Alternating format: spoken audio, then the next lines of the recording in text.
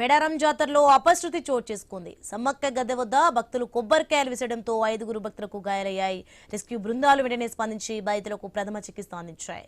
భక్తులు గద్దెలపైకి బెల్లం, కొబ్బరికాయలు విసరకూడదని ఆలయ కమిటీ సూచించింది. ఇక నిబంధనలు పాటించి అధికారులకు సహకరించాలని కోరింది.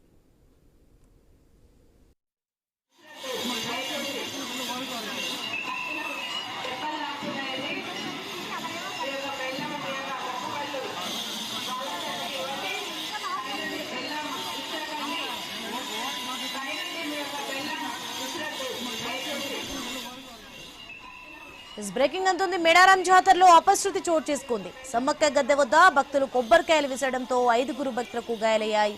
ఇక రెస్క్యూ బృందాలు వెంటనే స్పందించి బాధితులకు ప్రథమ చికిత్స అందించాయి. భక్తులు గద్దెలపైకి బెల్లం, కొబ్బరికాయలు విసరకూడదని ఆలయ కమిటీ సూచించింది. ఇక నిబంధనలు పాటించి అధికారులకు సహకరించాలని కోరింది.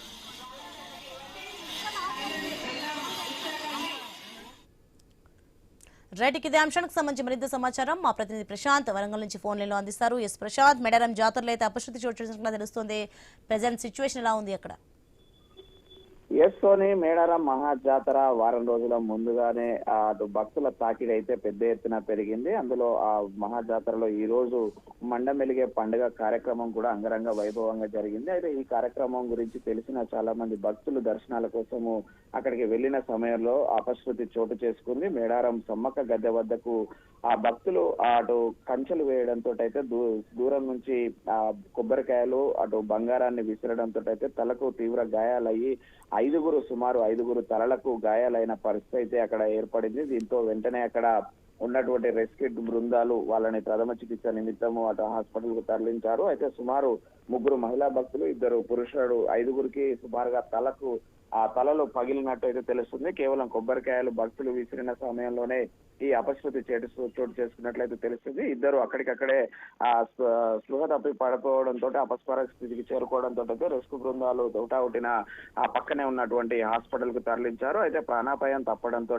ప్రాణాపాయానికి ఎలాంటి ఇబ్బందులు లేకపోవడంతో అయితే ఆ బంధువులు, కుటుంబ సభ్యులు అయితే ఊపిరి పీల్చుకున్నారు. మరోవైపు అటు 5 ఒకే రోజు అటు మండమెలిగే పండుగ జరుగుతున్న తరుణంలో వారం ముందు రోజుగా ఈ అపశృతులు జరగడంతో అయితే అక్కడ అధికార యంత్రాంగం యొక్క నిర్లక్ష్యము, అక్కడికి వచ్చేటువంటి భక్తులకు ఎలాంటి సేఫ్టీ చెప్పకపోవడం అయితే అధికారుల నిర్లక్ష్యంతో పాటు జాతర నిర్వాహకుల యొక్క లోపం